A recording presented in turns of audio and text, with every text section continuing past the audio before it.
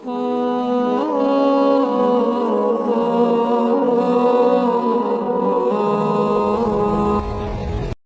kita lagi, saya tidak lama-lama Pak. Ini sampai jam berapa kira-kira Bu?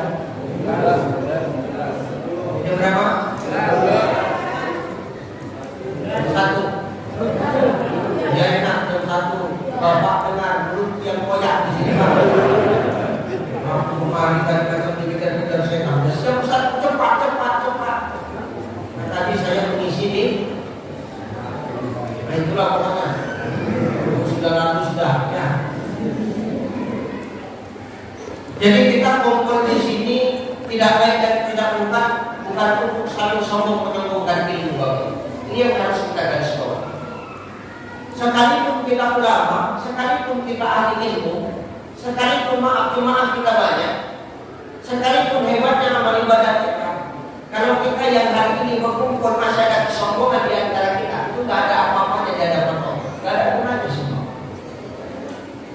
Makanya kita yang hari ini menjadi public figure, hari ini kita yang menjadi ganti, menjadi mubalik, panutan masyarakat, kita harus bisa memberikan teladan di tengah umat. Berat jadi dai itu Pak, berat jadi ustaz itu, berat jadi penceramah itu. Kenapa berat? Karena yang pertama, waktu kita dengan keluarga itu terbatas. Entah kalian kalau aku terbatas. Benar Pak. Saya sebelum kemarin itu saya baru pulang dari provinsi Riau. 3 hari saya di sana. Sebelumnya saya dari Kalimantan. 2 hari saja saya di rumah. 2 jumpa sama istri, langsung terbang ke sana. Bapak 2 hari belum puas rasanya. Benar. Ini benar. Tapi seberat-beratnya ujian kita para dai hari ini demi Allah belum ada apa-apa yang dibandingkan dengan ujian Rasulullah ketika menyampaikan dakwah. Belum. Benar. Makanya hari ini kita bersyukur. Kenapa bersyukur? Kita dakwah, kita tidak kalah berat-berat sekali. Jalan sudah enak, masyarakat sudah ramai. Nabi dulu berdakwah setengah mati memperjuangkan agama kita.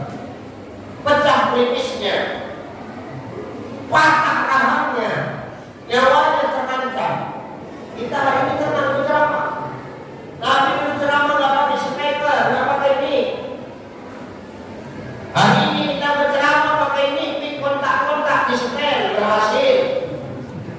Kalau nggak mama kamu, nggak berhasil itu mah.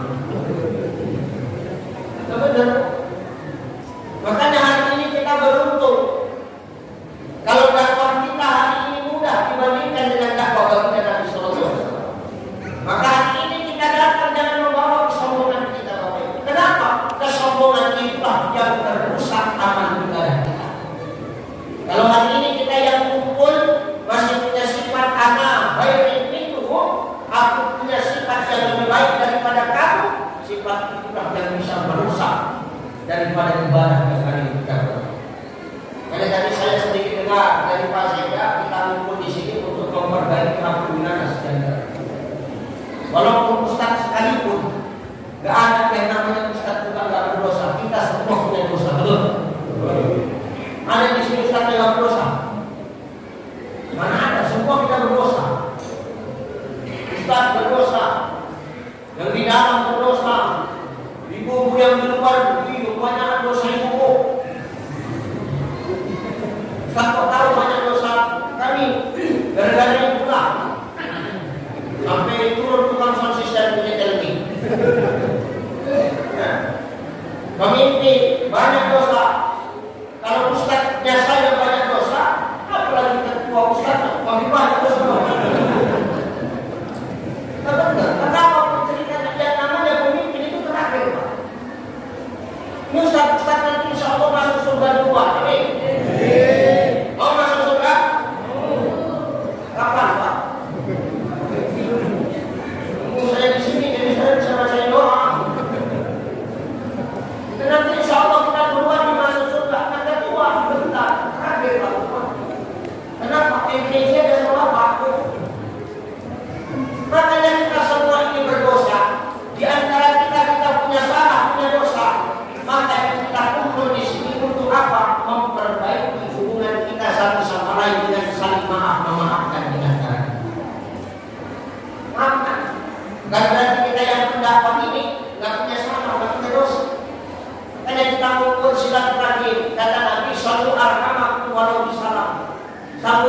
bersilaturahmi paling hanya dengan mengucapkan salam. Kenapa harus salam? Karena salam itu doa, Pak. Salam itu doa. Bu, salam itu doa. Maka setiap kita berjumpa dengan saudara kita, ucapkan salam. Kenapa? Salam itu doa. Assalamualaikum warahmatullahi wabarakatuh. Keselamatan, rahmat dan berkah Allah untukmu. Dan kalian jawab, Waalaikumsalam warahmatullahi wabarakatuh. Keselamatan, rahmat dan berkah Allah juga untukmu. Kalau sudah kita berjumpa saling mendoakan, kira-kira Allah ridho tak sama pertemuan kita? Kalau sudah kita ketemu saling mendoakan, pastikan kira-kira bakal berpecah belah tak kita ini? Tidak. Kenapa? Allah jaga kepada. Makanya jangan sembarangan sama salam ini sepele, Pak. Tapi kadang-kadang kita lupa sebagai umat Islam. Hebatnya orang Islam sekarang lupa dengan salam. Banyak orang kaya sekarang, tahu-tahu sudah hebat dia ucap salam sama saudaranya nggak mau. Lantai mobil, Pak, kaca tutup, mengemudi menjelang tembak. Tetap, mana juga membalas. Naik motor, menklakson itu, tinggi, mana jawab tinggi, hilang salam. Klakson mati, lampu tembak putus, baru bingung ke bawah. Jumpa sama saudara, cuma sekedar mengantar hadisnya saja.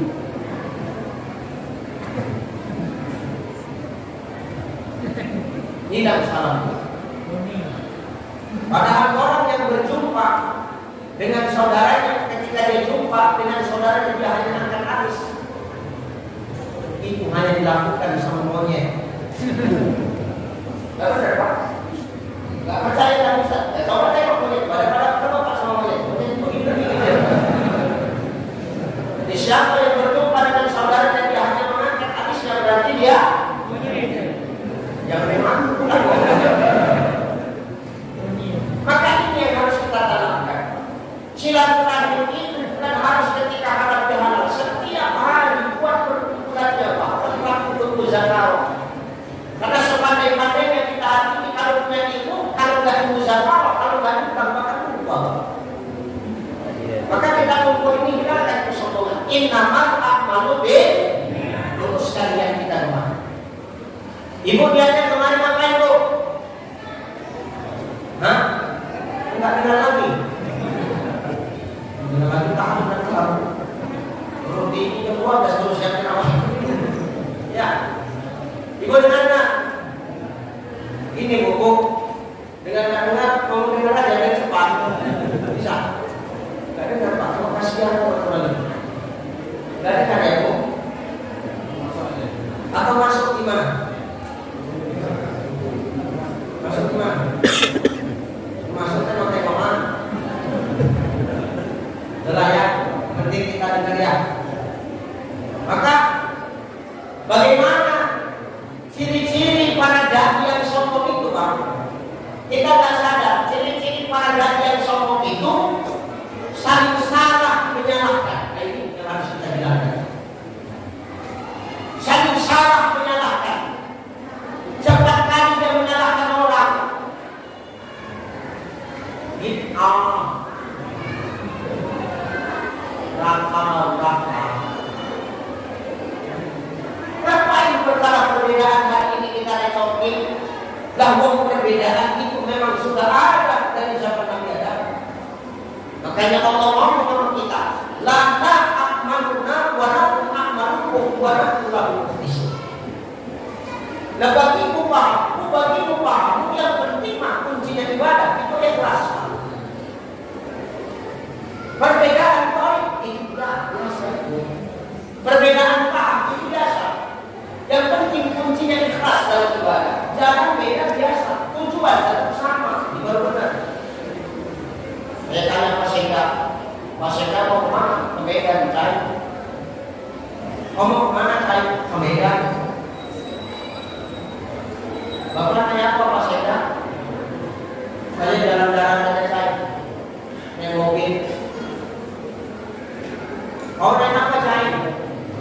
pesawat. Pertanyaan saya, boleh nggak Pak saya jajarkan saya naik pesawat? Boleh nggak Pak? Karena boleh, uang-uang itu kok dia bukan yang ngatur kan gitu. Pak saya jalan-jalan, bolehkah saya menyalahkan dia? Tidak boleh, kenapa? Itu haknya. Yang penting tujuan kami sama-sama kemana nanti? Kami tidak Pak. Perkara siapa yang nyampe duluan Pak Sekda terserah. Itu tujuan kita sama-sama kemana. Perkara cepat duluan atau lama itu urusan nanti kita untuk tujuan. Maka hari ini tolong jangan karena perbedaan pendapat di antara kita lantas kita saling menyalahkan. Ingat, jangan melakukan hal seperti itu. Apalagi menganggap kawan sesama pendakwah ini maaf saingan, itu ya tak boleh. Saingan masuk dia ke tempat kita, itulah Pak dan membantu itu. Tidak boleh. Seharusnya semakin banyak para dai yang bermunculan, kita seharusnya punya sifat yang bahagia dan senang. Kenapa? Semakin ringan dakwah kita ini. Kalau bisa semua orang datang ini jadi besar. Perkara rezeki itu urusan Allah masing-masing. Tapi sekarang itu persaingan tetap setempat. Kita salahnya. Kalau menganggap itu dapat sebagai saingan, dan salahnya. Perbaiki dia kita hari ini. Jangan karena perbedaan kita langsung salah menyalahkan. Jangan karena perbedaan kita lantas menganggap yang lain sebagai saingan. Biasa.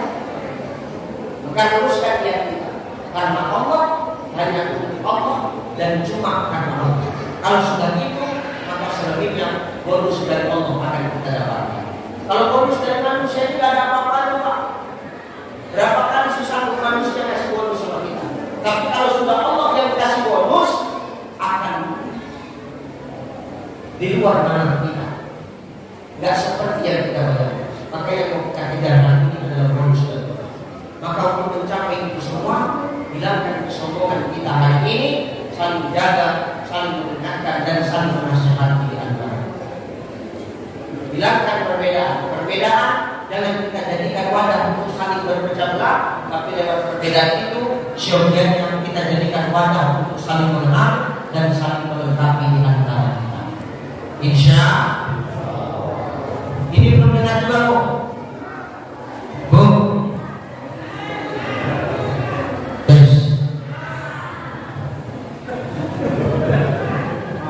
Ibu dengar Bu. Tolonglah Bu ngomong dengarnya Bu. Sudah, ayo kita ngaji. Saya mau angkat satu kitab namanya Fatahul Ghalimin. Ada kisah yang sangat luar biasa Bapak Ibu. Apa kisah itu? Diangkat dari sahabat Nabi Sallallahu Alaihi Wasallam. Namanya Abu Dhamdam. Jelek kali namanya, panggilannya Abu Dhamdam. Kata Nabi, ini orang adalah yang dijamin masuk ke dalam surga Allah. Maka ketika Nabi Sallallahu Alaihi Wasallam bersama dengan para sahabat, termasuk di situ ada Ali bin Abi Thalib. Nabi ngomong sama Ali, Ali, ya Rasulullah, kau mau tahu siapa calon penghuni surga? Mau? Mana dia? Kenapa mau? Gini. Kemana bulan bercakap? Ini dengar.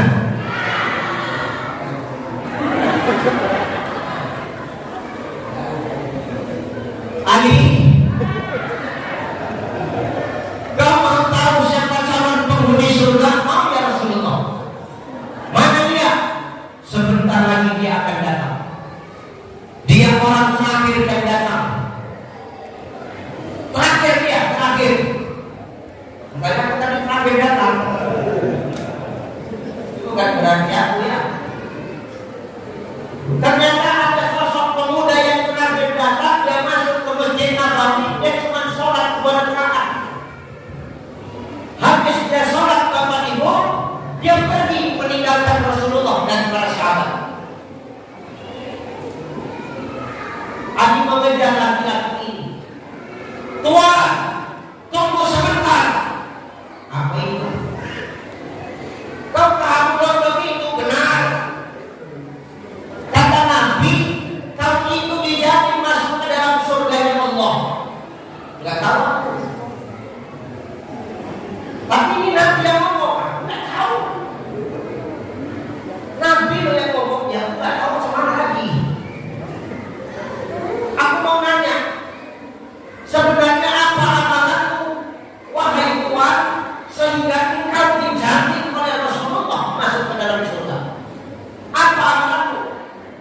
nggak ada kemana kita.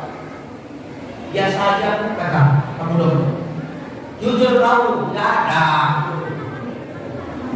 Aku kau betul nggak ada. Ya, kalau nggak ada mana mungkin kau dijadi masuk surga kan? Jujur kau nggak ada. Iya, apa terakhir kau nanti betul nggak ada. Orang suku pakai nggak kertas sama gitu. Benar memang nggak ada amalan nggak ada. Kalau begitu boleh aktif buat menginap di rumah boleh. Betul lah, betul. Berapa hari? 3 hari. Tapi ingat kali, kalau kau menginap di rumah selama 3 hari, kau jangan protes apa yang dimasak, apa yang dimasak itu yang kau makan. Kamu nggak boleh protes. Adoi kalau mayit, takut itu seperti mayit. Makanya tamu itu harus ikut apa maunya tuan rumah. Saya lebih senang bagus ceramahnya duduk atau berdiri? Betul berdiri. Tapi pertanyaanku, kalau memang aku kau suruh ceramah berdiri, kenapa baku di keluarga? Namanya meja, kau simpan banget berdiri. Itulah aku tak. Atau kan wajib harus ikut apa maunya tuan rumah. Oke, 3 hari ada menginap di rumah ya. Kenapa? Dalam Islam kan batas kita boleh menginap kan 3 hari, betul? Maka ibu kalau kedatangan tamu ke rumah ibu sebelum 3 hari dia nginap di rumah kita, nggak boleh gunanya. Maksudnya kemarin ngapain? Nah, itu nggak boleh. Masakan aja. Yang paling enak-enak jaga pernah itu masak lah. Sop sewarung mana? Enggak pernah masak. Pokoknya yang enak-enak itu masak. Banyak kan proses masak pagi semua naik turun gitu. Sudah masak yang enak. Sebelum 3 hari tamu itu menginap di rumah kita, tak boleh kita menanyakan apa tujuan dia menginap di rumah kita. Hari keempat baru boleh mau bertanya. Gini Kak, kau kan udah 4 hari di rumahku. Boleh tak aku nanya? Ya boleh. Sebenarnya tujuanmu apa rumahku menginap? Nggak ada. Kalau nggak ada pulanglah Kak. Kok ini Kak, ya nggak masalah sebenarnya kau menginap di rumah. Nah, cuma 3 hari ini makan kau memang banyak tadi. Sekali aku 3 hari tinggal dengan kau, boleh kita menanyakan apa tujuan dia tentang rumah ini. Tapi sebelum 3 hari tidak boleh kita nanya.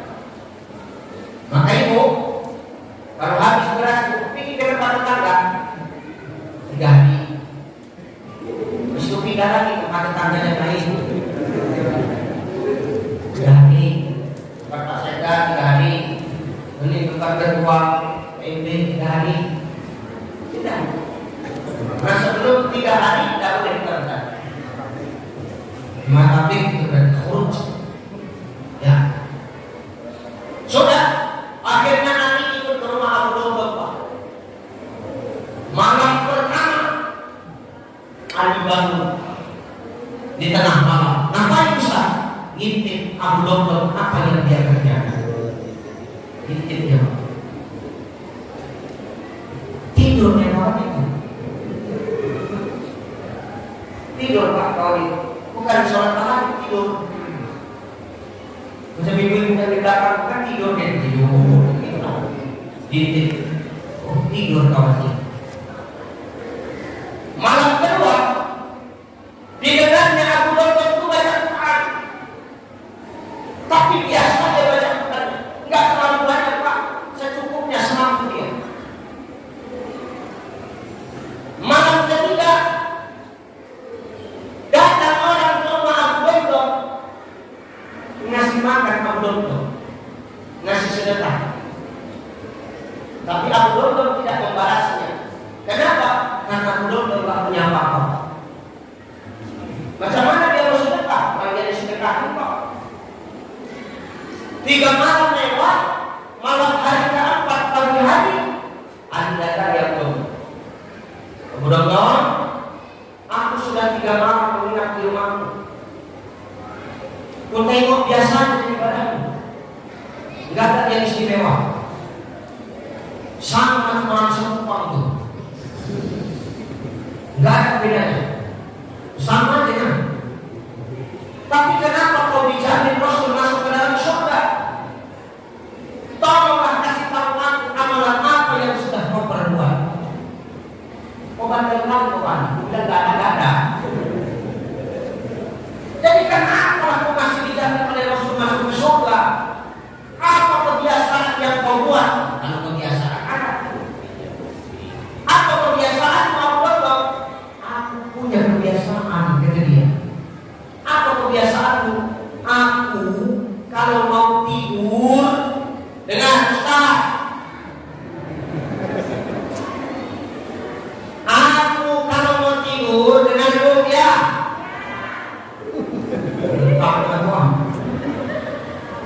Aku selalu berdoa kepada Allah. Apa doaku? Ya Allah, aku mau tidur. Aku tak tahu besok aku bakal hidup lagi atau enggak.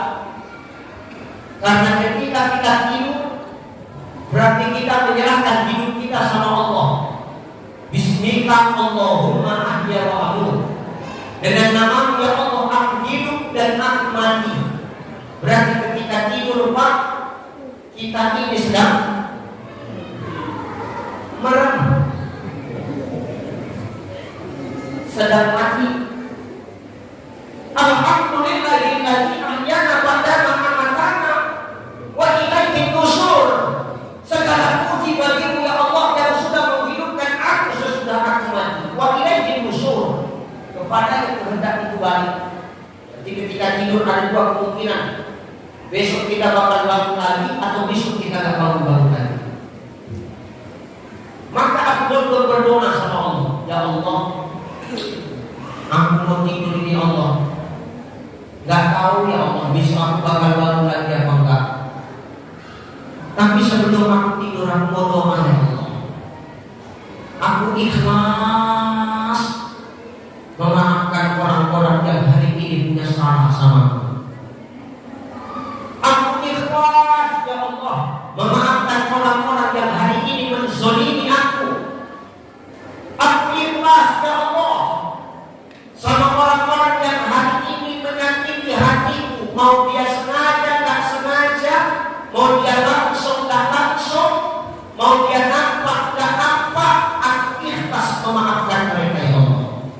Maka aku berdoa kepada ya Allah, jangan kau hukum mereka atas dosa mereka kepada ya Allah. Aku ikhlas ya Allah, maafkan mereka.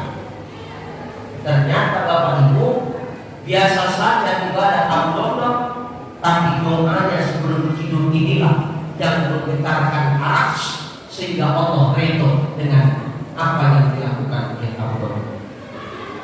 Nah, saya berpesan malam ini Bapak Ibu, mari kita doakan dan ikhlaskan kesalahan saudara-saudara kita sama kita. Mau kita nampak tak nampak, dia sengaja tak sengaja, langsung atau tak langsung, melalui doa kita ampunkan salah mereka, kita maafkan salah mereka. Berdoa, ya Allah, aku ikhlas maafkan kakiku ya Allah. Di samping pasti samping, paskan kekeringan dengar. Selama ini ya Allah dia sibuk kopi kerja masih keluar lupa ada sama bini sama anaknya. Beras habis, suruh nyawa sabar. Rupanya aku sabar itu artinya enggak. Aku ikhlas Allah, memaafkan suami. Bapakku balas doa, ya Allah, aku ikhlas memaafkan salah istriku. Satu hari merepet, gak berhenti ya Allah, ikhlas ya Allah.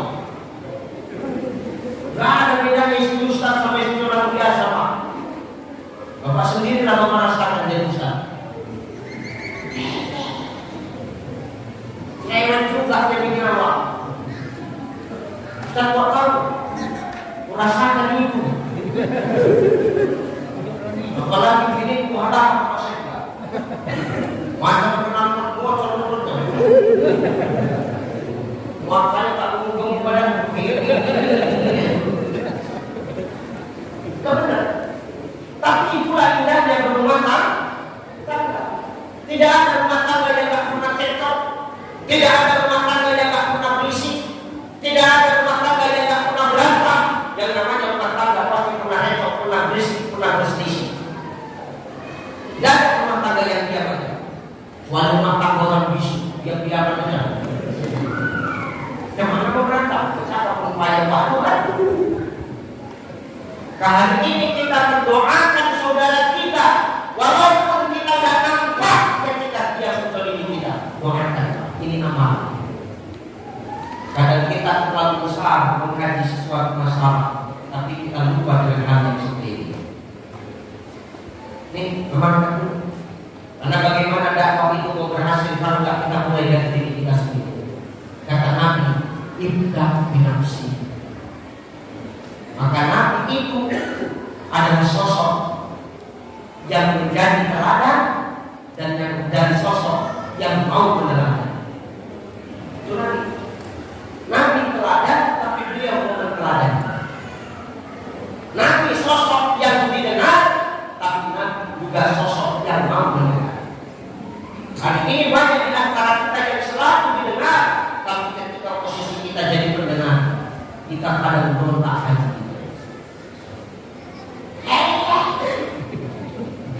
Nah kemarin sore ini dan Imam Al-Ghazali ngomong, andai kata seekor anjing itu pun memuntahkan berlian, jangan tengok anjing yang memuntahkannya, tapi tengok apa yang dimuntahkannya. Berlian itu disama, disucikan, dijual, tetap ada nilainya. Ini bukan berarti anjing ya. Karena tengoknya mereka berlian begitu. Dan misalnya anjing tadi ya. Bukan itu, ini hanya perumpamaan. Nabi itu teladan dan mau menjadi contoh dalam teladan. Nabi teladan dan mau mencontoh teladan. Nabi tokoh dan mau mencontoh tokoh. Nabi itu pendengar dan Nabi itu mau menjadi pendengar. Ini sifat yang harus kita tanamkan. Jangan egois kita dengan diri. Tak berdoa kita mengamalkan. Mana buktinya Nabi itu mau jadi pendengar? Oh, Nabi itu mau jadi sosok pendengar. Siapa yang nasihat Nabi? Jibril alaihissalam. Ya Rasulullah, wahai Rasulullah, ismasyidka fa'innaka banjir. Hiduplah sesukamu, tapi suatu saat kau pasti akan bakal mati. Hiduplah sesuka kita, suatu saat kita bakal akan kembali ke asal kita. Kita semua min sulalatin min tin. Kita ini berasal dari saripan tanah. Kita semua dari tanah. Pak Sekda dari tanah, Pak Ketua dari tanah, saya dari tanah, Bapak dari tanah, Ibu dari tanah. Semua kita dari tanah. Sebenarnya namanya tanah ini model-modelnya lain. Ada model tanah tandus, ada model tanah boksit, ada model tanah gambut. Sekali campur berair, mudah terbakar. Ada model tanah subur. Jadi kita semuanya dari tanah, hidup di atas tanah, makan dari tanah, kembali pun ke dalam. Maka selagi kita hidup ini terserah untuk kita mau buat apa. Terserah Bapak mau buat apa. Ustaz ceramah, ibu pulang, terserah. Ustaz ceramah, kita gak mau dengar, terserah. Allah kasih hidup, kita gak mau ibadah, terserah. Karena Allah gak butuh ibadah kita. Kita sholat, Allah butuh. kita nggak ibadah, contoh rugi. Karena kalau kita ibadah yang untung kita nggak ibadah yang rugi kita. Jadi apa yang diribetkan sama Allah tentang kita? Wong yang mampu menyelamatkan diri kita adalah amal ibadah kita. Makanya tidak ada yang kita bawa mati kecuali yang kita bawa hanyalah apa? Apa? Aman. Enggak ada orang mati bawa mati. Nah, kali kita mati bawa. Karena tidak ada bawa mati. Aku sering ngomongkan kalau kita mati tidak bawa. Orang mati itu bawa kehidupan. 3 lapis laki-laki, 5 lapis perempuan. Ibu lebih tebal. Kenapa lebih tebal? Bangkai ibu lebih busuk daripada kamu. Gak pernah ada merusak tes. Kenapa bangkai kamu lebih bagus kan, lebih busuk? Kau kebanyakan skincare total. Kebanyakan gaspol, banyak celak mata, kebanyakan bulu mata anti badai, macam burung merak bulu matanya. Ya, pakai bulu mata anti badai, waktunya kacamata besar macam kaca spion kacamatanya. Kita tahu karena banyak cuma. Kalau sudah ikut perwiritan itu Pak, pas besar kurang besar. Padahal cuma Yasin sebiji yang bawa. Untuk apa dia bawa tas besar-besar? Tidak, membungkus sisa-sisa orang. Tahu kan apa? Jadi ibu-ibu bentuknya persatuan kalau kelompok mak-mak suka membungkus. Yang mana itu satu lagi bagi orang kulit tadi. Jadi habis Pak, kalau dalam pengajian sama ibu-ibu itu makan sisa habis. Kerupuk pun masuk dalam tas. Pada kerupuk sudah melempem. Awak tanya, kenapa dimasukkan kerupuk melempem itu? Tapi rumah bisa digoreng kali semua. Parah itu. Maka orang mati itu nggak ada yang bawa amal, tapi bawa kain kafan. Gamis ibu yang mahal-mahal itu tinggal, meninggal itu tinggal gamis ibu. Itu siapa gamis ibu? Untuk istri baru kami.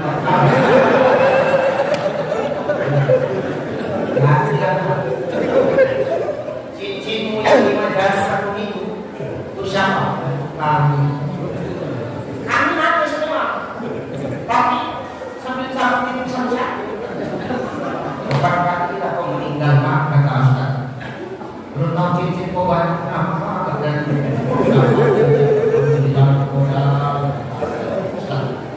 sampai ke jari tengah makin kuat lagi Ustaz. Ya Allah, katanya.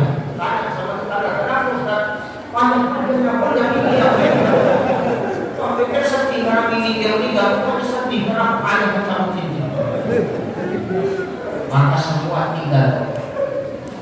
Maka jangan sombong dengan pakaianmu hari ini, jangan sombong dengan wajah cantikmu hari ini.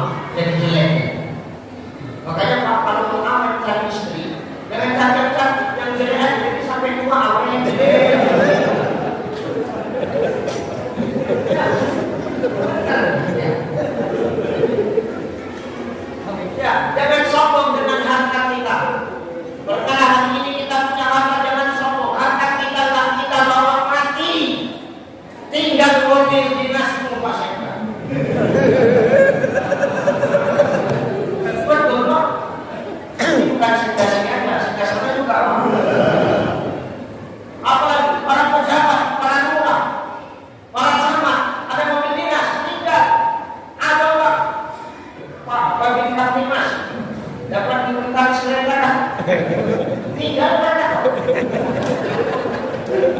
Mobil aku ketika aku mati tinggal tak? Tinggal. Tak ada yang kita bawakan. Yang kita bawa cuma apa? Keingatan di dalam di badan itu yang kita bawa. Tiada teman ketawa, tinggallah pangkat harta melimpah ke tempat sunyi, jasad dibawa dalam keranda, dibawa pindah. Tinggal semua. Gak usah tengok-tengok, terima aku aja. Dengar, kau pun dengar, gak usah terima aku aja. Tinggal semua. Yang ikut cuma kereta, yang kita bawa cuma kereta. Maka tidak ada orang meninggal yang membawa amal. Orang meninggal, orang mati itu tempatnya diikuti amal. Kalau orang mati membawa amalnya apa? Bisa pilih. Saya contoh ya. Kenapa Ustaz hari ini pakai baju batik? Karena ini yang pilih. Kenapa ini yang mau pilih saya? Karena ini yang kubawa. Banyak bajuku. Tapi baju kasih cuma apa? Satu saja di semua penutupan majelis taklim Ramadan kan banyak kan dikasih baju kan? Sarung juga pakai sama, juga dikasih sarung. Sarung pula itu bakal gaji. Begitu sarung buat bakal baju, bawa ceramah. Rupanya sama bajunya sementara pakai baju. Salahkan dia kemana itu? Kau kenapa pakai baju batik? Saya karena ini yang bawa. Kenapa ini yang bawa? Karena ini yang putih. Banyak di depan baju, tapi ini yang dibawa. Kenapa ini yang dibawa? Karena ini yang putih. Jadi kalau ada orang mati membawa amal enak tahu, bisa milih. Amal yang baik dibawa, amal yang buruk ditinggal. Enak aja orang sekumpang ini. Ada pandang-pandang orang sekumpang, benar-benar. Jadi orang mati tidak bawa amal, tapi diikuti amal. Kalau sudah orang mati diikuti amal, mau amal yang baik, mau amal yang buruk, itu masuk ke dalam kubur. Amal yang baik menolong kita, Bu. Amal yang buruk itulah yang kita bertanggungjawabkan. Jelas? Jelas, Bu? Jelas, belum jelas kan? Dan cepat ya? Tolong aku ya. Tidak. Mau kemana Pak? Cari kapal ini.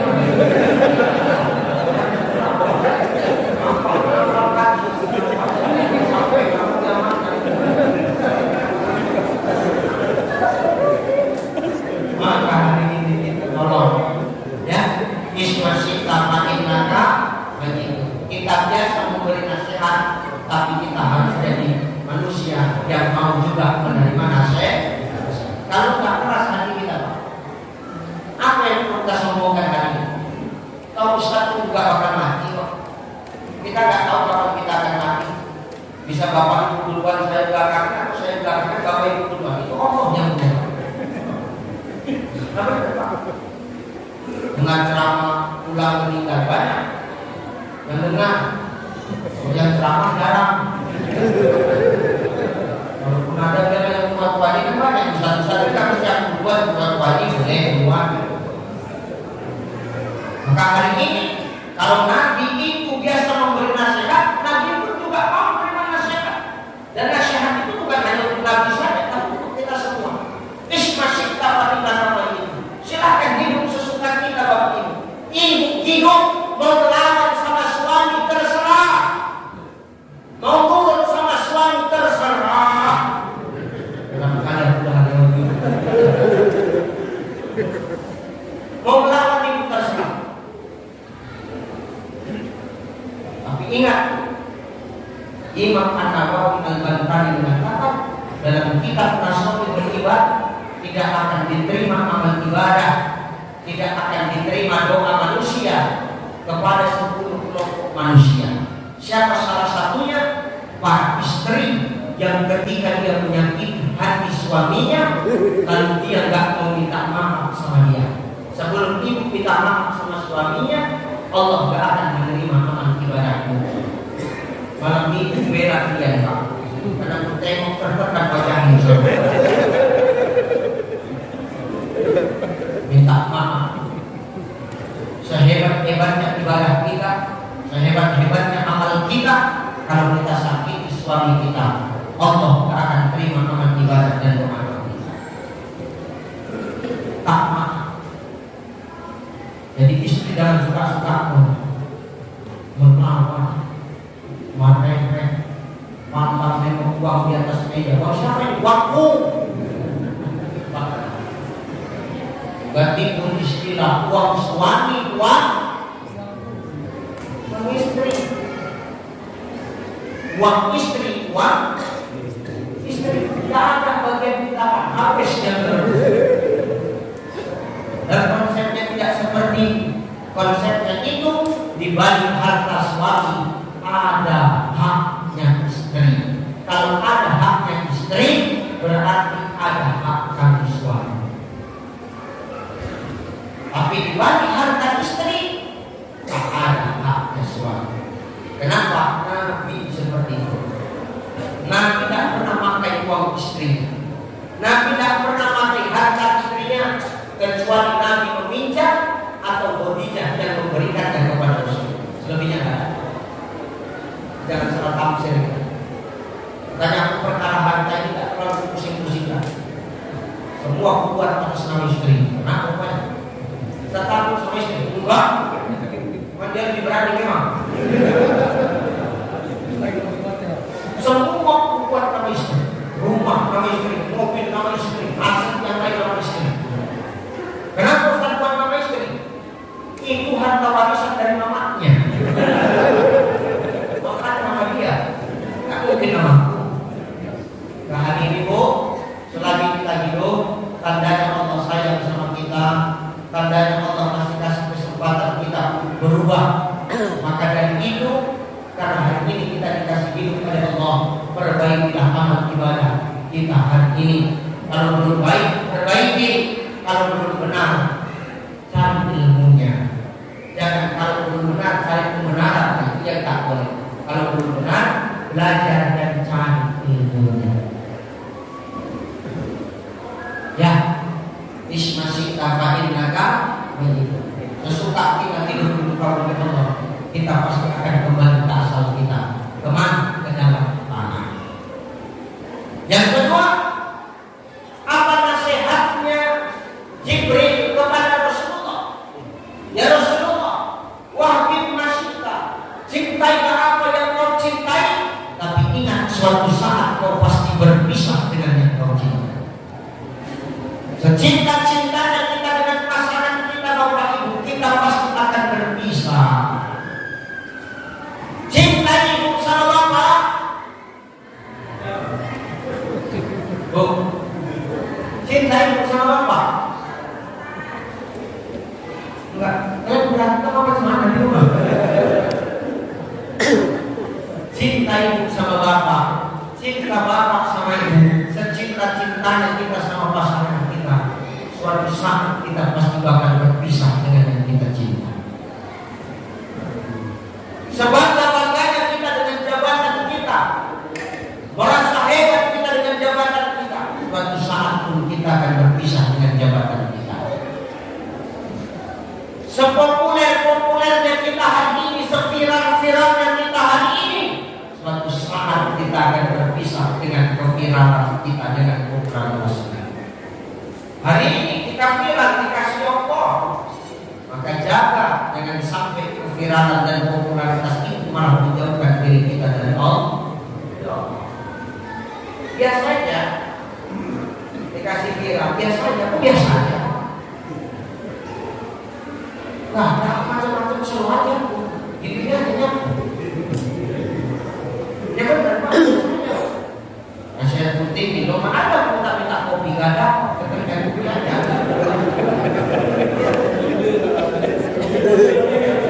Aku gak bilang putih, cuma karena rasanya kalau berusaha.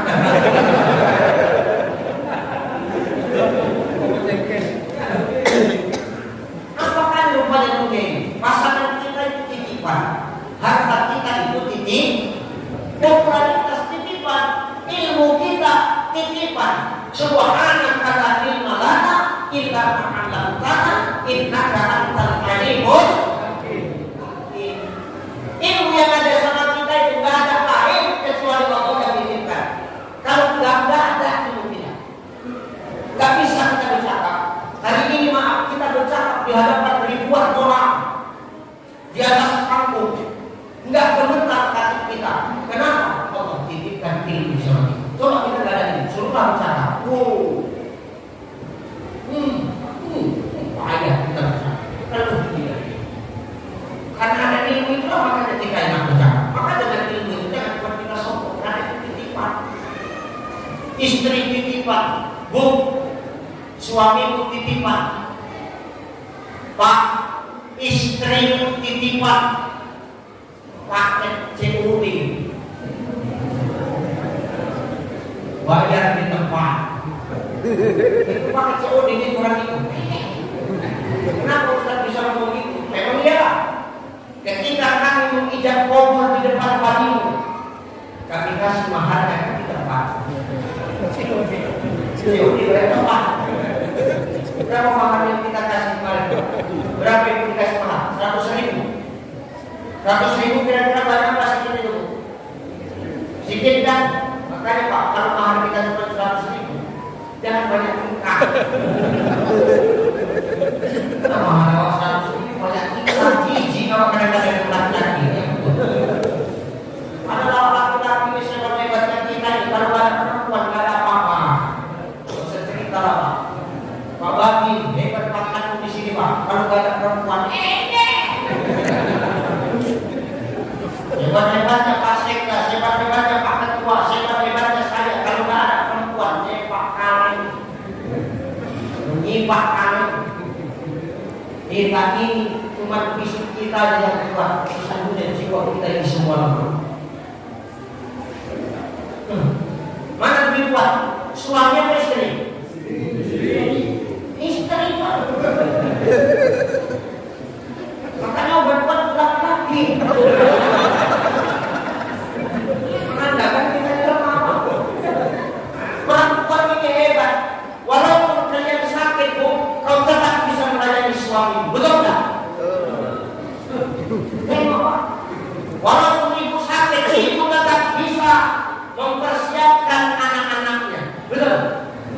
Ibu walaupun sakit, dia tetap bisa memasakkan untuk kita. Coba kita yang sakit, orang Bapak Ustaz, coba kalau sakit.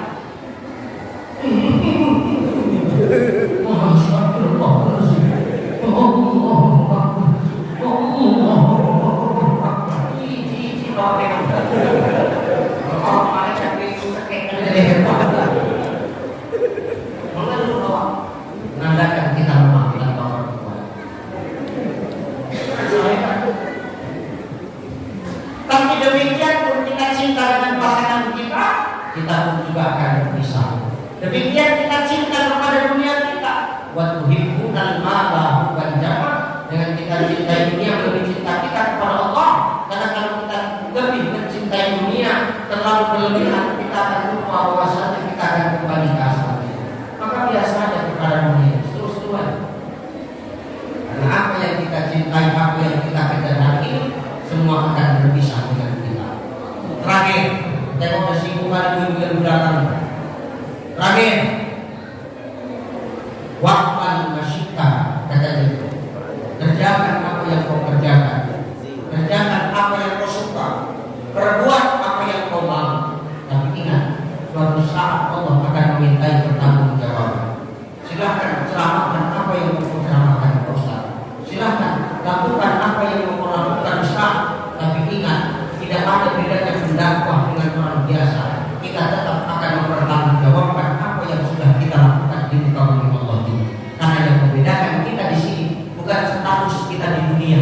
Mau kita ustaz, mau kita pejabat, mau kita masyarakat, kita semua sama di hadapan Allah. Yang membedakan kita cuma satu. Inna akramakum indallahi atqakum. Hanya takwa. Sepanjang apapun jenggotmu, tetap takwa yang ditengok. Gak benar Pak. Ustaz kok jenggot, aku jenggot. Gak benar Pak. Mau sepanjang apapun gamismu, yang ditengok cuma takwa. Karena Allah gak menilai kita dari penampilan. Innallaha la yanzuru ila suwarikum wa amwalikum, walakin yanzuru ila qulubikum wa a'malikum. Sesungguhnya Allah tak melihat wajah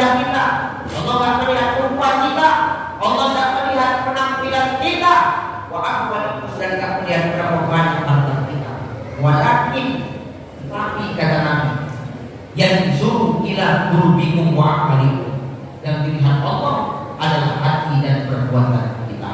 Maka apapun status kita di muka bumi Allah, kita akan tetap sama dimintai pertanggungjawaban dan adil di hadapan Allah Subhanahu wa taala. Bukan karena status kita di dunia membuat kita selamat, tapi nilai ketakwaan kita itulah yang membuat kita selamat dari pengadilan Allah Subhanahu wa taala. Allahu Akbar. Nah, hari ini pesan saya yang pertama, amalkan sebelum tidur, gugurkan dosa kita sesama kita, sama orang-orang yang menzalimi kita, yang menghina kita, yang menyakiti hati kita. Mau kita tahu nggak tahu, mau kita nampak nggak nampak, mau dia sengaja nggak sengaja, doakan, ampunkan salah mereka, maafkan salah mereka, minta sama Allah agar Allah tidak membebani mereka dengan dosa mereka kepada kita. Agar apa? Keikhlasan kita itu mengundang ridho Allah Subhanahu. Yang kedua, jangan pernah dengan keilmuan kita menjadi sombong. Jangan pernah karena perbedaan lantas membuat kita jadi sombong, menganggap kita paling benar, yang baik salah. Introspeksi diri kita masing-masing. Kecuali yang menyombongkan itu adalah kesesatan, tidak boleh diam kita. Jelas ya? Kecuali yang menyombongkan itu kesesatan, harus kita lawan. Kalau sesatnya ya, bisa kita diam-diamkan. Oh, nggak bisa. Nanti dia sudah menghina-hina agama kita. Kata Imam Syafi'i, kalau mau melihat agama menghina-hina, dihina-hina, kau diam saja, ganti pakaian dengan kain. Jangan beda-bedakan kamu. Selagi tujuannya sama, alhamdulillah, maka jangan jadikan perbedaan itu sebagai perbedaan.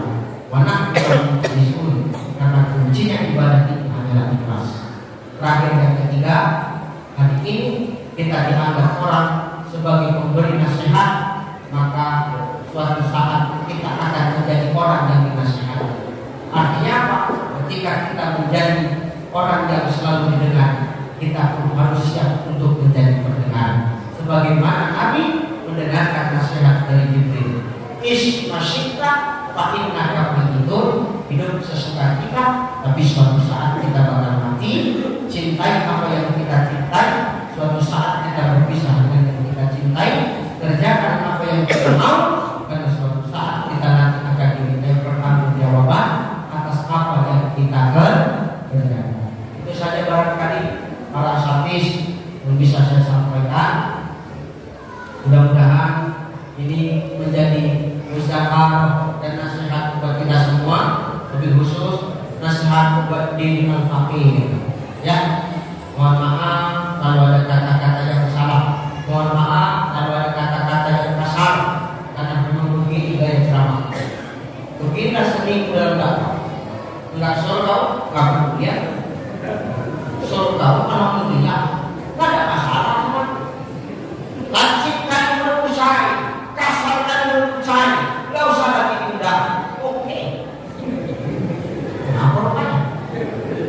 3 bulan nelpon lagi, saya masuk ke tempat kami saya, tetapi dia tidak mengundang. Yang ngomong itu semalam udah meninggal saya.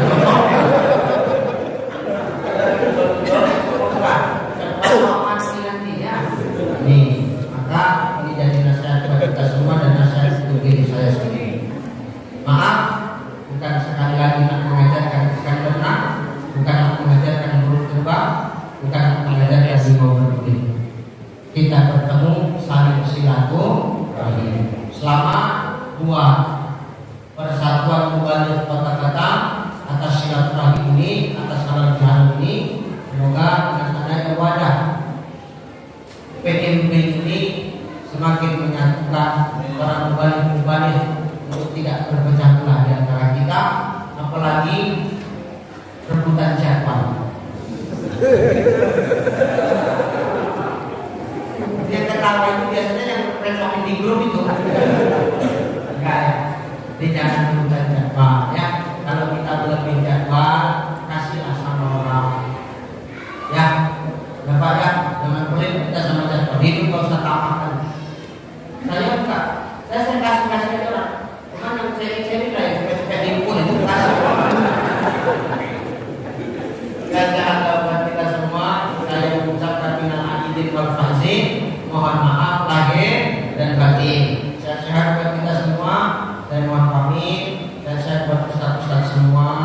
Jadikan wadah ini adalah wadah sebagai tempat untuk silaturahim, bukan untuk tempat laga-laga ilmu adu kesaktian, jangan ya. Insyaallah kalau sudah wadah ini kita jadikan wadah silaturahim, insyaallah berkahlah kota Batam ini khususnya. Lalu sudah para ulama, para asatidz bergabung mendoakan pemimpin, insyaallah Batam khususnya kepulauan Riau akan mendapatkan pemimpin yang baik di masa depan. Amin. Dah, itu adalah barangkali. Mohon maaf, terima kasih. Assalamualaikum warahmatullahi wabarakatuh. Wassalamualaikum.